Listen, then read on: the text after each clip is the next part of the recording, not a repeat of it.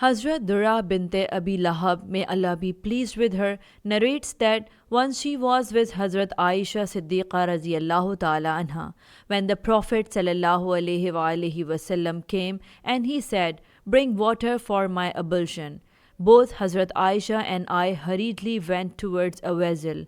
I reached there first, and I bought the water. Then the Prophet ﷺ performed ablution, raised his gaze towards me, and said, "You are from me, and I am from you." Later, a man was brought, and he claimed that he did not do it intentionally. Rather, people had told him to do so. He had asked the Prophet ﷺ while standing with his face bowed down, who the best among the people was. The Prophet ﷺ replied, "The one who has the most understanding of Allah's religion and is the most merciful among the people." Musnad Ahmad, Hadith number 23295.